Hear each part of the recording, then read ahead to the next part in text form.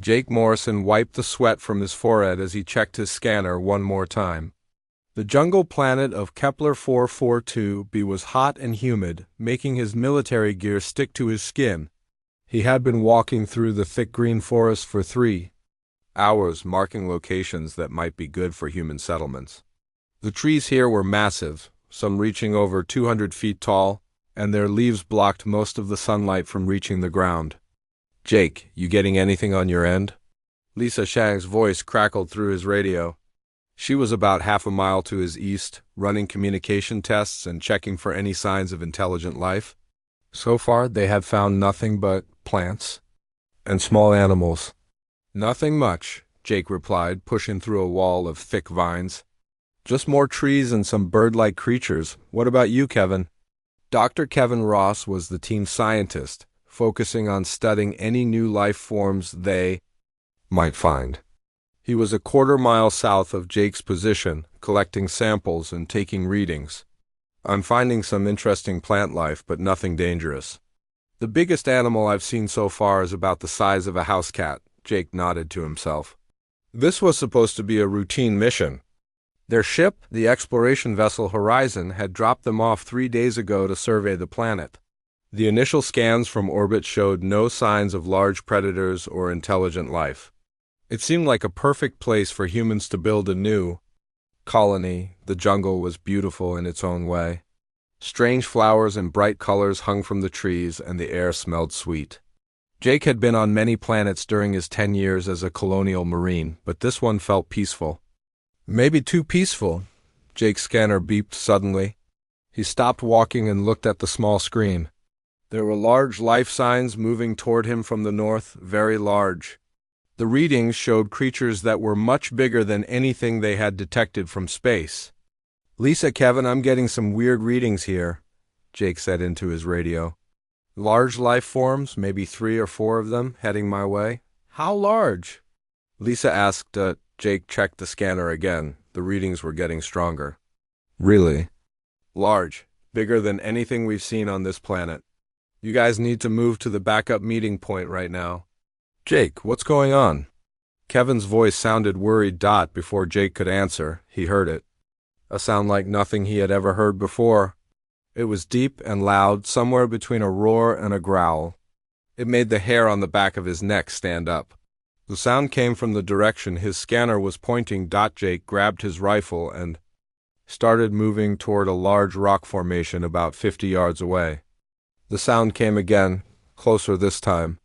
Through the trees he could see movement. Something big was pushing through the jungle, breaking branches and small trees like they were nothing. "Jake, talk to me," Lisa said. "What's happening?" "I don't know yet," Jake whispered. "But whatever it is, it's big and it's coming this way." The first creature stepped into the clearing ahead of Jake. He had never seen anything like it. The thing stood 12 feet tall on 2 powerful legs. Its body was covered in dark, armor-like skin that looked harder than steel. Its arms were long and muscular, ending in claws that were easily 6 inches long. But it was the creature's head that made Jake's blood run cold. It had 4 eyes, all glowing yellow, and a mouth full of teeth that looked like they could bite through metal. The creature turned its head toward Jake and made that terrible sound again. Jake realized with horror that it was not just a sound, it was a roar of challenge. The thing was looking right at him. 2 more creatures stepped into the clearing. They were just as large and just as frightening as the first one. Jake could see intelligence in their eyes. These were not simple animals. They were hunters, and they had found their prey. The largest of the 3 creatures stepped forward. It was even bigger than the others, probably 13 feet tall. It had scars across its armored skin, telling Jake that this one had been in many fights. When it spoke, Jake was shocked to hear that it was using some kind of language. "Weak prey," the creature said in a voice like grinding stone. "Small, easy kill?" Jake's military training kicked in. He raised his rifle and fired 3 quick shots at the largest creature. The bullets hit its chest but bounced off the armored skin like pebbles. The creature looked down at the small marks on its chest and made a sound that Jake realized was laughter. "Prey fights back," it said. Good, makes hunt more fun. The three creatures began to spread out, moving to surround Jake. He had faced dangerous situations before, but nothing like this.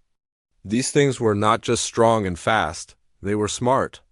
They were working together. Jake's radio crackled. "Jake, what's going on? I heard gunfire," Lisa said. "We have a problem," Jake said, backing toward the rocks. "Big problem." "Get to the backup point now and call for pickup." "Jake, I can see movement from here," Kevin said. "There are more of them coming from the west." Jake's heart sank. More of these creatures were coming. His team was spread out and in danger. He had to find a way to buy them time to escape. The largest creature was speaking again, but this time to the others. Jake couldn't understand the words, but the meaning was clear. It was giving orders. The other two creatures moved faster, trying to cut off Jake's escape route. Jake dove behind the rocks just as one of the creatures lunged at him. Its claws scraped against the stone, leaving deep grooves.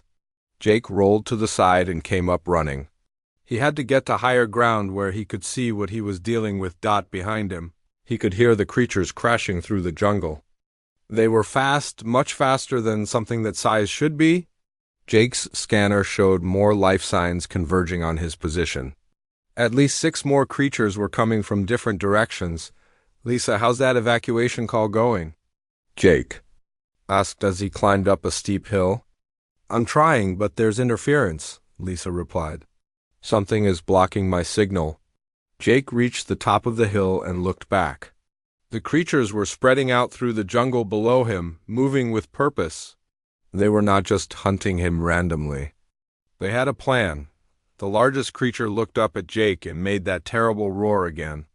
Then it did something that made Jake's blood freeze. It smiled, showing rows of sharp teeth.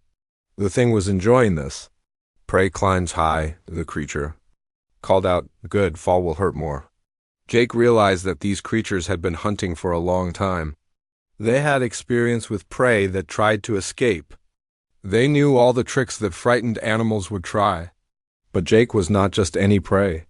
He was a colonial marine trained to fight in the worst conditions against the most dangerous enemies. Jake pulled out his emergency kit and started setting up a small explosive device.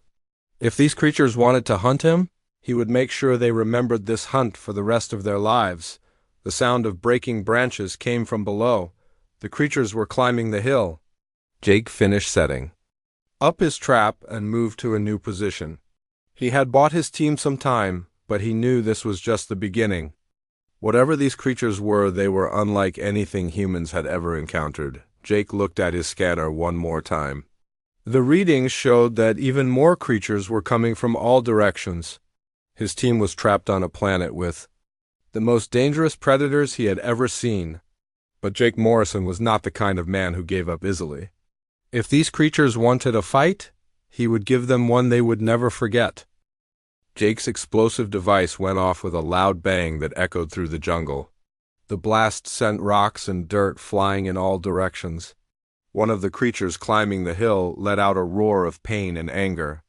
Jake had managed to hurt it, but he knew it was not enough to stop these things. He moved quickly through the trees, using the thick branches to hide his movement. His scanner showed that Lisa and Kevin were still alive and moving toward the backup meeting point. That was good news, but more creatures were coming from everywhere. Jake counted at least 10 different life signs now, all converging on their area. "Lisa, Kevin report," Jake said into his radio, keeping his voice low. "I'm at the backup point," Lisa replied. "My leg is hurt, but I can still move. The communication system is working better here. I sent a distress signal to the horizon." About 200 yards from you," Kevin said. "But Jake, I've been watching these creatures. They're not like anything in our databases. They're organized, they use tools, and they seem to understand basic tactics." Jake ducked behind a large tree as he heard movement below. 2 of the creatures were searching the area where his explosive had gone off. One of them was limping, with dark blood running down its leg. Jake felt a moment of satisfaction. At least he could hurt them. The largest creature, the one that seemed to be the leader, was talking to the others in their strange language. Jake wished he could understand what they were saying, but their tone made it clear they were not happy. These creatures were used to easy kills, not prey that fought back. "Jake, you need to know something," Kevin said through the radio. "I managed to get some readings on these creatures before they attacked. Their body temperature is much higher than normal, and their skin is incredibly thick. But I think I found a weakness." "What kind of weakness?" Jake asked as he moved toward the meeting point. "Their eyes. The 4 eyes they have are very sensitive to bright light. And their hearing is so good that loud noises might disorient them." Jake thought about this information. He had 2 flash grenades in his kit and some small explosive charges. Maybe he could use these to slow down the creatures long enough for his team to escape. A new sound came from the jungle around them. It was different from the roars of the creatures they had already met. This sound was deeper, more controlled. Jake realized that more creatures were arriving. "Bigger ones. Lisa, how long until pickup?" Jake asked. "Captain Bennett says they can be here in 4 hours, Lisa replied. "But Jake, there's something else. The captain says these creatures are called Vorthak. They're known throughout the galaxy as the most dangerous predators that exist. No one has ever successfully fought them before." Jake felt his stomach drop. The most dangerous predators in the galaxy, and he had just started a fight with them. But he pushed the fear aside. His team was counting on him, and he had never let his team down. "Kevin, Lisa, I need you both to get to the cave system we marked yesterday. It's about a mile north of your position. The caves will give us better defensive positions. What about you?" Lisa asked. "I'm going to buy us some time," Jake said. "Keep moving and don't stop for anything." Jake began setting up his second explosive device. This one was bigger than the first, and he placed it near a large dead tree that would fall and block the path when it exploded. He also set up one of his flash grenades with a timer. The sound of breaking branches came from multiple directions. The creatures were getting closer. Jake could hear them talking to each other, coordinating their search. These things were smart, maybe smarter than humans in some ways. Jake activated his devices and started running toward the caves. Behind him, he heard the creatures getting closer. One of them made a sound that might have been laughter. "Prey runs," it called out in its grinding voice. "Good, chase is better than easy kill." The explosive went off just as Jake reached the edge of a small clearing. The blast was much louder this time, and Jake heard the crash of the falling tree. Several creatures roared in anger and pain. The flash grenade went off a few seconds later, and Jake heard different sounds. These were sounds of confusion and distress. Jake allowed himself a small smile. He was starting to understand these creatures. They were used to being the hunters, not the hunted. They expected their prey to run in terror, not fight back with tactics and weapons. His radio crackled. "Jake, we can see the caves," Kevin said. "But there's a problem. Some of the creatures are already there, waiting for us." Jake cursed under his breath. These Vorthak were smarter than he had hoped. They had figured out where his team was going, and had sent hunters to cut them off. "How many?" Jake asked. "I count 3 of them at the cave entrance," Kevin replied. "They're just standing there, waiting." Jake checked his remaining supplies. He had 1 more explosive device, 1 flash grenade, and his rifle with about 60 rounds left. It was not much to work with, but it would have to be enough. "Lisa, Kevin, I want you to wait for my signal, then move to the secondary cave entrance we found on the east side. I'm going to create a distraction." Jake changed direction and headed toward the main cave entrance. He could see the 3 creatures, standing there perfectly still. They were confident that their prey would come to them. Jake was going to prove them wrong. He climbed a tall tree that gave him a good view of the cave entrance. The creatures were massive, even bigger than the ones he had fought before. Their armor-like skin was darker, and they had more scars. These were experienced hunters. Jake aimed his rifle carefully and fired 3 shots at the closest creature. The bullets bounced off its skin, but they got its attention. All 3 creatures turned toward his position and began moving toward the tree. "Now," Jake said into his radio, "move to the secondary entrance." Jake dropped his remaining explosive. device with a timer set for 30 seconds, then jumped from the tree to another one nearby. The creatures reached the base of the first tree just as the explosive went off. This time, Jake's timing was perfect. The blast knocked down 2 of the creatures and sent the third one flying backward. Jake did not wait to see if they would get up. He swung from tree to tree, moving toward the secondary cave entrance. When he reached the caves, Lisa and Kevin were already inside. Lisa was pale and her leg was bleeding, but she was conscious. Kevin was busy setting up their communication equipment. "Jake, I've got good news and bad news," Kevin said. "The good news is that I've been analyzing the creatures' behavior. They're pack hunters, but they rely on fear and intimidation. When that doesn't work, they're not sure what to do." "What's the bad news?" Jake asked. "The bad news is that more of them are coming, a lot more. My sensors are picking up at least 20 life signs heading our way. And Jake, some of these readings are bigger than anything we've seen so far." Jake looked out at the jungle from the cave entrance. The sun was starting to set, and the forest was getting darker. Night was coming, and he had a feeling that these creatures would be even more dangerous in the dark. "Lisa, any word from the horizon?" Jake asked. "Captain Bennett is coming as fast as he can," Lisa replied. "But he says we need to hold out for at least 3 more hours." Jake checked his watch. 3 hours might as well be 3 days, but he had survived impossible situations before. The key was to keep thinking, keep adapting, and never give up. Outside the cave, Jake could hear the creatures gathering. They were making new sounds now, sounds he had not heard before. It sounded like they were calling for help. Jake realized that his little human team had done something that probably had never happened before. They had hurt the galaxy's most feared predators. Jake looked at his teammates. Lisa was hurt but determined. Kevin was scared but focused. They were good people, and they deserved to get home safely. "All right," Jake said. "Let's show these things what happens when they mess with humans." Captain Roy Bennett stood on the bridge of the horizon, watching the planet below through the main screen. His ship was not built for combat, but it had some weapons for protection. The problem was that 3 large Vorthek warships had just appeared in the system, and they were heading straight for his position. "Captain, we're getting a message from the lead ship," said Lieutenant Tony Martinez, the communications officer.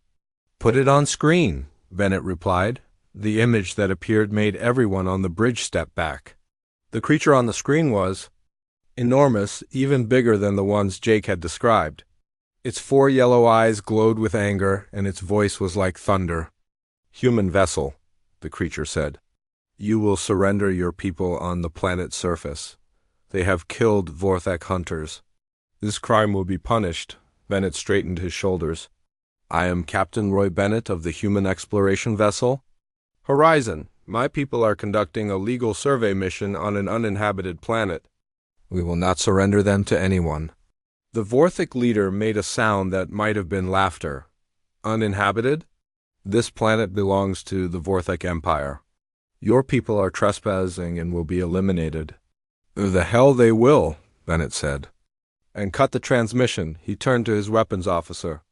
"Danny, what do we have to work with?" 2 plasma cannons and a missile launcher," Danny replied. "Against 3 Vorthek warships, we're seriously outgunned." "Then we'll have to be smarter than them," Bennett said. "Plot a course that takes us between those asteroids. We're going to play hide and seek." Down on the planet's surface, Jake could hear the sounds of battle in space. Bright flashes lit up the sky as weapons fire exchanged between the ships. He knew Captain Bennett was doing his best to buy them time, but the Vorthek ships were much more powerful. "Jake, I'm picking up more movement," Kevin said from his position near the cave entrance. "They're surrounding us, but they're not attacking yet." Jake moved to look outside. In the growing darkness, he could see the yellow eyes of the Vorthek, hunters glowing like small lights. They were everywhere, at least 30 of them, maybe more. But they were just standing there, waiting. "Why aren't they attacking?" Lisa asked. "Because they're learning," Jake said. "They know we can hurt them now, so they're being more careful." A new sound came from the jungle. It was different from the roars and growls they had heard before. This sound was more controlled, more intelligent. Jake realized that someone important was coming. The Vorthak hunters began to move aside, creating a path through their ranks.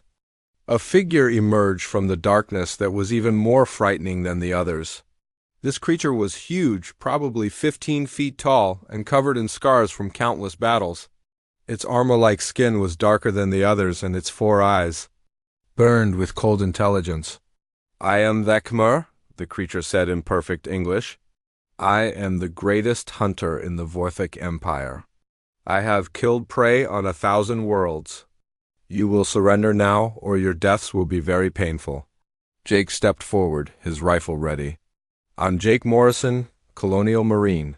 We're not surrendering to anyone." Vekmur tilted his massive head. "Colonial Marine? What is this thing you call yourself?" "It means I'm a soldier," Jake said, "and soldiers don't quit." The giant Vorthak made a sound that definitely was laughter. "Soldier, you are prey, small, weak, soft. You cannot fight the Vorthak." "We've been fighting you all day," Jake replied. "How many of your hunters have we killed so far?" The laughter stopped. Vekmur's eyes narrowed. "You have been lucky." "But luck does not last forever. It's not luck," Jake said. "It's training, tactics, and the fact that we don't know when to quit." Jake pulled out his last flash grenade and threw it directly at Vekmur. The device exploded in a brilliant burst of light. The Vorthak leader roared in pain and anger, covering his sensitive eyes. Jake used the distraction to fire his rifle at the creature's legs. Aiming for the joints where the armor-like skin was thinner, the bullets found their mark and Vekmur stumbled. Dark blood began to flow from the wounds. For the first time, Jake saw something in the creature's eyes that he had not seen before. It was fear. "Kevin, Lisa, get deeper into the cave now." Jake shouted. The other Vorthak hunters charged forward, no longer waiting for orders. Jake fired his remaining bullets as fast as he could, hitting several of the creatures. Then he followed his teammates deeper into the cave system. The caves were narrow and twisted, forcing the large Vorthak to move slowly. Jake had explored this system the day before and knew there were several different paths. He led his team toward a section where the ceiling was lower, making it even harder for the creatures to follow. "Jake, the communication system is working better in here," Lisa said. "I'm getting a message from the horizon." "Put it through," Jake said. Captain Bennett's voice came through the radio, mixed with static. "Jake, we're doing our best up here. But those Vorthak ships are tough. How are you holding up?" "We're alive," Jake replied. "But we're running out of supplies and ammunition." "Help is coming," Bennett said. "Admiral Carter is sending reinforcements, but they won't be here for another 2 hours." Jake felt his heart sink. 2 hours was a long time when you were surrounded by the galaxy's most dangerous predators. But he had to keep his team alive until help arrived. The sound of scraping and grinding came from behind them. The Vorthak were following them into the caves, tearing at the rock walls to make the passages wider.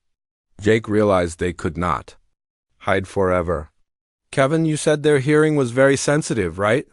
Jake asked. "Yes, much better than human hearing," Kevin replied. Jake smiled. "Then let's give them something to listen to." He led his team to a section of the cave where the ceiling was particularly low and the walls were close together. Then he began hitting the walls with his empty rifle, creating loud echoing sounds that bounced back and forth through the cave system. The effect was immediate.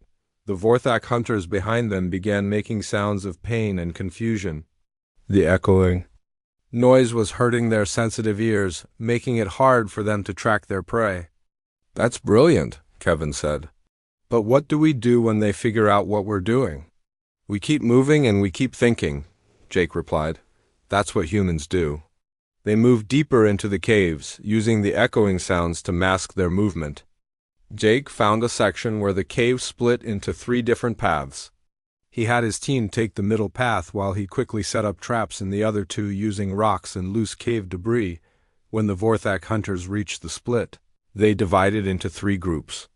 Jake's traps worked perfectly, bringing down sections of the cave ceiling on 2 of the groups. The roars of pain and anger from the trapped creatures echoed through the entire cave system. "Jake, you're doing something that no one has ever done before," Lisa said. You're making them afraid. Jake looked back toward the cave entrance. The sounds of the Vorthak hunters were different now. They were more cautious, more uncertain. For the first time in their lives, they were facing prey that was smarter than they were. Good, Jake said. Fear makes you make mistakes. And when they make mistakes, we'll be ready. In space above them, Captain Bennett was using similar tactics. His smaller, faster ship was darting between the asteroids, using hit-and-run attacks against the larger Vorthak vessels. The alien ships were powerful, but they were not used to fighting an enemy that refused to stand still and fight. Captain, one of the Vorthak ships is moving to block our escape route, Lieutenant Martinez reported. Then we'll make a new escape route, Bennett replied. Fire everything we have at that asteroid cluster. I want to create a debris field they can't follow us through. The Horizon's weapons fired at the asteroids, breaking them apart and creating a cloud of space debris. Bennett flew his ship through the dangerous field, using his crew's superior piloting skills to avoid the flying rocks. The Vorthak ships tried to follow, but their larger size made them clumsy in the tight space. One of them was hit by a large piece of debris and had to fall back for repairs. 2 ships left, Bennett said. We're evening the odds. Back in the caves, Jake was preparing for the next phase of their defense. He had found a large chamber deep in the cave system where they could make their final stand. The chamber had only one entrance, which would force the Vorthak to come at them 1 or 2 at a time. This is it, Jake said. This is where we hold the line. Vekmar's voice echoed through the caves. Human soldiers, you fight well for prey, but you cannot hide forever. Surrender now, and I will make your deaths quick? Jake called back. We told you before, soldiers don't quit. Then you will die as soldiers, Vekmar replied. Maybe, Jake said. But we'll take a lot of you with us. The sound of approaching footsteps echoed through the chamber. The final battle was about to begin. The first Vorthak hunter entered the chamber slowly, its 4 yellow eyes scanning for threats. Jake waited until it was halfway through the entrance before he struck. He had rigged loose rocks above the entrance, and when he pulled the rope he had set up, the rocks came crashing down on the creature's head. The hunter roared in pain and stumbled backward into the one behind it. Both creatures went down in a tangle of claws and armor. Jake used the confusion to throw his last explosive device into the tunnel behind them. The blast shook the entire cave system. Dust and small rocks fell from the ceiling. When the dust cleared, Jake could see that the tunnel entrance was partially collapsed, but not completely blocked. The Vorthak would still be able to get through, but they would have to come one at a time. Good thinking, Kevin said. But we're out of explosives. Now, then we use what we have, Jake replied. He picked up a sharp piece of broken rock. Anything can be a weapon if you use it right. Lisa had found a position where she could watch the tunnel entrance despite her injured leg. Jake, I can hear them digging through the rubble. They'll be through in a few minutes. Jake looked around the chamber. It was about 30 feet wide and 20 feet deep, with smooth walls that went up to a ceiling about 15 feet high. There were some loose rocks scattered around and a small pool of water in one corner.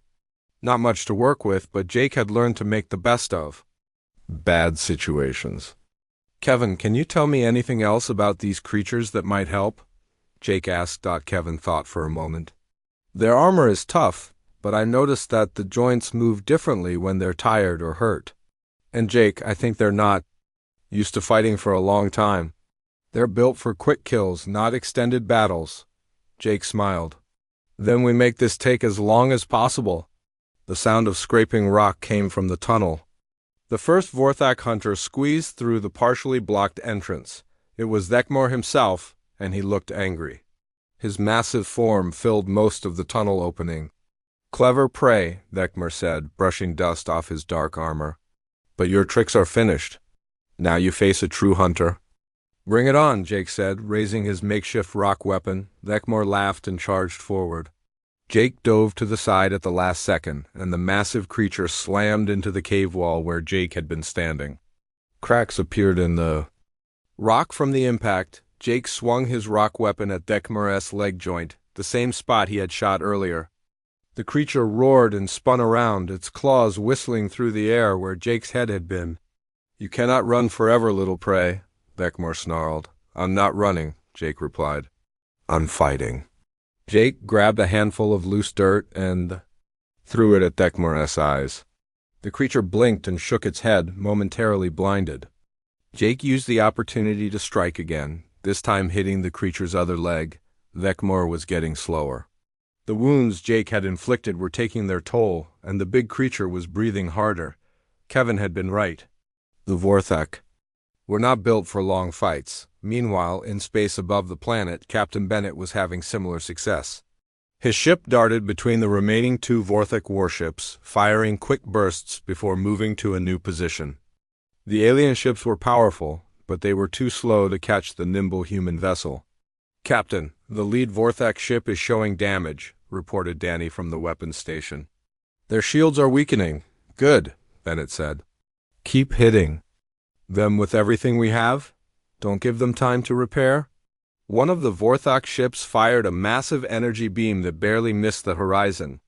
The beam hit an asteroid instead, vaporizing it completely. "These things pack serious firepower," Lieutenant Martinez said. "Yeah, but they can't hit what they can't catch," Bennett replied. "Take us through that debris field again." Back in the cave, more Vorthak hunters were squeezing through the blocked tunnel entrance. Jake counted 4 of them now, plus Dekmar. The chamber was getting crowded, which actually worked in Jake's favor. The large creatures were getting in each other's way. "Lisa, Kevin, stay behind me," Jake said. "And be ready to move." Jake picked up 2 more rock weapons, one in each hand.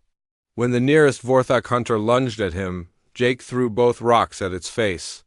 The creature stumbled backward into one of its companions. Dekmar roared in frustration. "Kill the prey, kill them all." But the other hunters were having trouble moving in the confined space. Every time one of them tried to attack Jake, he would dodge and use their size against them. When they swung their massive claws, they often hit each other instead of their target. Jake noticed that the creatures were breathing much harder now. They were getting tired, and their movements were becoming slower and less coordinated. Kevin had been absolutely right. These creatures were built for quick, overwhelming attacks, not for extended combat. "You know what your problem is?" Jake called out to Dekmar as he dodged another clumsy attack. "You're used to hunting animals that run away. You don't know how to fight someone who fights back." Moore's eyes burned with rage. "We are the Vorthak. We are the greatest hunters in the galaxy." "Were," Jake corrected. Past tense. Jake grabbed a sharp piece of broken rock and threw it with all his strength at Dekmar's face. The rock hit one of the creature's 4 eyes, and dark blood began to flow. Dekmar roared in pain and rage, covering his injured eye. The other hunters began to look uncertain. Their leader was hurt, bleeding, and having trouble with a single small human. This was not how their hunts were supposed to go. "What's wrong?" Jake taunted. "Not so confident when your prey fights back?" In space, Captain Bennett was pressing his advantage. One of the Vorthak warships had taken serious damage and was falling behind. Bennett concentrated his fire on the remaining healthy ship. "Their shields are down," Danny reported. "We've got a clear shot at their engine core." "Take it," Bennett ordered. The Horizon's weapons fired in a concentrated burst. The energy beams struck the Vorthak ship's engines, causing a massive explosion. The alien warship went dark and began to drift. "One ship left," Bennett said, "and it's damaged. I think we can take it." The remaining Vorthak ship fired back, but its aim was off. The energy beam passed harmlessly by the Horizon. "They're panicking," Lieutenant Martinez observed. "They're not used to losing." In the cave chamber, Jake could see the same thing happening to the Vorthak hunters. They were used to easy victories, not hard-fought battles. When their usual tactics did not work, they did not know what to do. Jake had been fighting for over an hour now, and he was getting tired too. But he could see that the Vorthak were much more exhausted than he was. Their attacks were slower. Their breathing was labored, and some of them were starting to back away from the fight. Thicmore made one final desperate charge. Jake waited until the last second, then rolled to the side. The massive creature crashed into the cave wall again, this time with enough force to bring down more rocks from the ceiling when the dust settled. Thec_Moore was on the ground, pinned under a large boulder. Dark blood flowed from multiple wounds, and his breathing was shallow. "Impossible," Thecmore whispered. "Prey cannot defeat the Vorthek." Jake stood over the fallen hunter. "We're not prey, we're humans, and humans don't give up." The other Vorthek hunters looked at their fallen leader, then at Jake. For the first time in their lives, they were facing something they had never experienced before. Fear, one by one. They began to back away toward the tunnel entrance. The greatest hunters in the galaxy were retreating from a single human and his injured teammates. "Where are you going?" Jake called after them. "I thought you were the greatest hunters in the galaxy." But the Vorthek hunters were already squeezing back through the tunnel, fleeing from the chamber. They had come to hunt easy prey and instead found something that fought back harder than they did. Jake's radio crackled to life. "Jake, this is Captain Bennett. We've disabled the Vorthek fleet. How are you doing down there?" Jake looked around the chamber. Thecmore was still pinned under the rock, breathing but defeated. The other hunters had fled. His team was alive. "We're good, Captain," Jake said. "Real good," Lisa smiled despite her pain. "Jake, do you realize what you just did?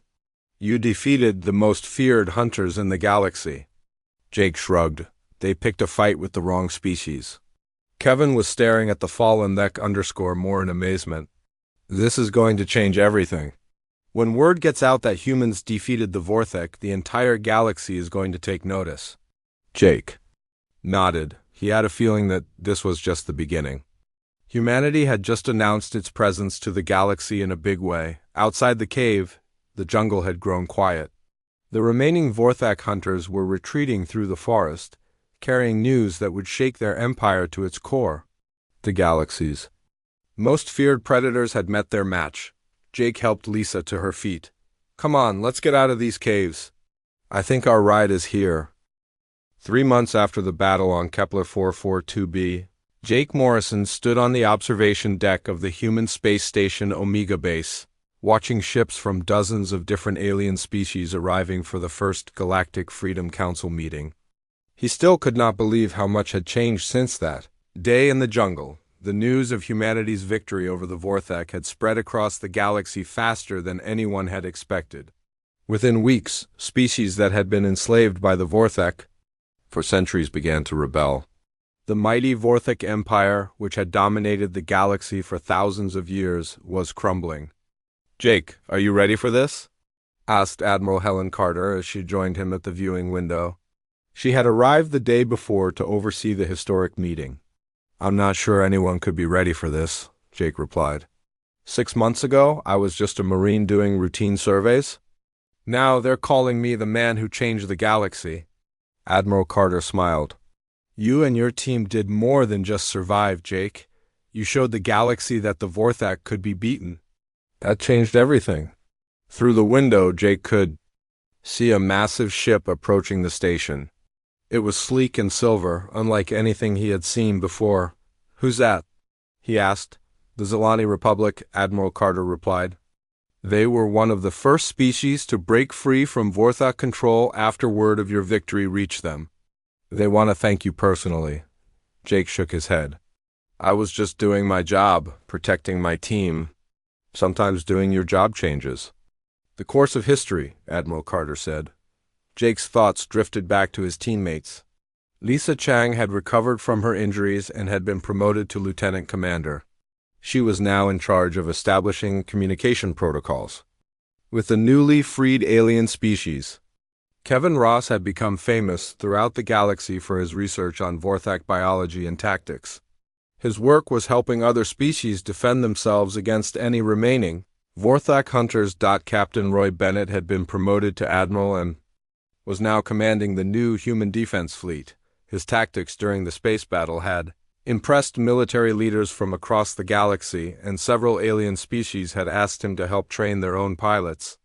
"Admiral, incoming message from the surface," came a voice over the communication system. Put it through, Admiral Carter replied. The holographic image of a tall, blue-skinned alien appeared before them. Jake recognized the species as Cytherian, one of the first to contact humanity after the Vorthek defeat. Admiral Carter, Marine Morrison, the alien said in accented but clear English. I am Ambassador Veltar of the Cytherian Alliance. Our ships have arrived for the council meeting. We bring greetings from our people and eternal gratitude for what humanity has done. Jake nodded respectfully. Thank you, Ambassador. We're honored to have you here. The honor is ours, Marine Morrison, Veltar replied. For 300 years, my people lived in fear of the Vorthek. Our children grew up knowing they might be taken for the hunt at any time. Because of your courage, our children will know freedom. After the transmission ended, Jake felt the weight of responsibility on his shoulders.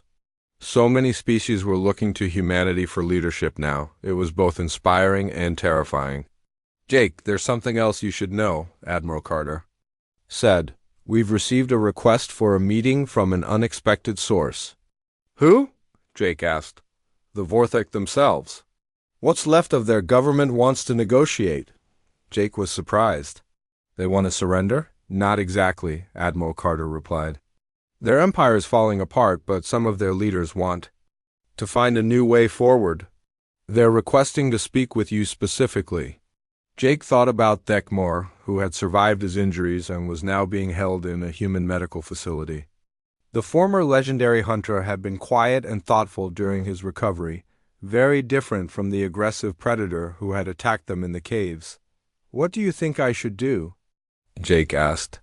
That's up to you, Admiral Carter said. But remember, you started something bigger than just a military victory. You showed the galaxy that things could change. 2 hours later, Jake found himself in a secure conference room aboard the station. Across from him sat 3 Vorthek representatives. They were smaller than the hunters he had fought, and their armor-like skin was lighter in color. One of them, who introduced himself as Counselor Zekran, spoke for the group. Marine Morrison, Zekran said in a voice much quieter than the hunters Jake remembered. We come to speak of the future. What kind of future? Jake asked. A future where the Vorthek must learn new ways, Zekran replied.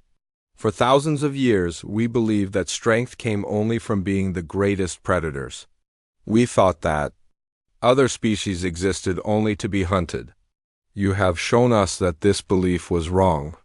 Jake studied the 3 aliens carefully. They seemed genuine, but he remembered how dangerous the Vorthek could be. What exactly are you proposing? Jake asked. We wish to learn, said another Vorthek representative. To understand how your species thinks, how you fight, how you survive. We have never encountered anything like human determination and tactics. And in return, Jake asked, we will share our knowledge of the galaxy, Zekran said. We know the locations of species that are still hidden, planets that could be suitable for colonization, and technologies that might benefit your people. We also know which of our hunters are still operating independently and could pose a threat. Jake considered this carefully. What about the species you've oppressed for centuries? What happens to them? They are free, Zek_Rand said simply. The Vorthek Empire is finished. Those worlds that wish independence have it. We no longer have the power or the will to maintain our old ways. Jake was quiet for a moment. Then he asked, what about Thekmor? He was your greatest hunter. Thekmor has requested to speak with you, Zekran replied. He says he has learned something important during his time in your medical facility. Later that day, Jake visited the medical wing where Thekmor was being treated. The massive Vorthek was sitting up in a specially designed bed, looking much different than the fierce predator Jake had fought months ago.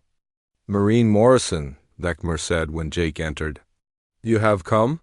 You wanted to see me, Jake said, maintaining a respectful distance. I have been thinking during my time here, Thekmor said. Your people have treated my injuries, fed me, kept me safe. This is not how prey treats its captors. You're not a captive, Jake said. You're a patient. There's a difference. Thekmor tilted his massive head. Yes, I am beginning to understand this difference. I have also been observing your people. They are not prey at all. They are something else entirely. What do you mean? Jake asked. Prey runs from predators, Dekmore explained. Predators hunt prey, but humans do neither. When threatened, you do not run, but you also do not hunt for sport or dominance. You fight to protect others. This is a concept the Vorthak never understood, Jake nodded. We call it being a guardian. Protecting those who can't protect themselves. Guardian, Dekmore repeated the word slowly. This is what I wish to become. I have spent my life as a predator, bringing fear and death to countless species. I wish to spend whatever time remains learning to be something different. Jake was surprised by the sincerity in the former hunter's voice. What would you do? Help, Dekmore said simply. Use my knowledge of Vorthak tactics to help protect other species. Teach them how to defend themselves. Make amends for the harm I have caused. Over the following weeks, the Galactic Freedom Council meetings continued. Representatives from over 50 different species attended, many of them meeting face-to-face for the first time without fear of Vorthak interference. Jake found himself appointed as humanity's special representative to the council, a role he had never wanted but had come to accept. His job was to help coordinate defense efforts and ensure that no single species could dominate the others the way the Vorthak had. The meetings were not always easy. Many species had old grievances against each other, and some wanted revenge. Against the Vorthak rather than cooperation. But slowly, progress was being made. One afternoon, Jake received a message that made him smile. It was from Lisa Chung, who was now working with the Communication Council. Jake, you need to see this, the message said. We just received our first transmission from a species in the far spiral arm of the galaxy. They heard about what happened with the Vorthak and want to join the Free Galaxy Alliance. They're calling themselves the first members of the Human Protected Zones. Can you believe it? Jake could believe it. Word of humanity's victory had spread farther than anyone had imagined. Species that had been hiding from the Vorthak for generations were now emerging, wanting to be part of a galaxy where strength was used to protect rather than dominate. 6 months after the first council meeting, Jake stood once again on the observation deck of Omega Base, but this time he was not alone. Dekmore stood beside him, looking out at the dozens of ships from the Free Galaxy Alliance. It is beautiful, Dekmore said in his deep voice.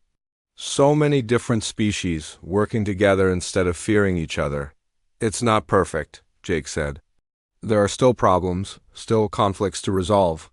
But there is hope, Dekmore replied. That is something the galaxy has not had for a very long time.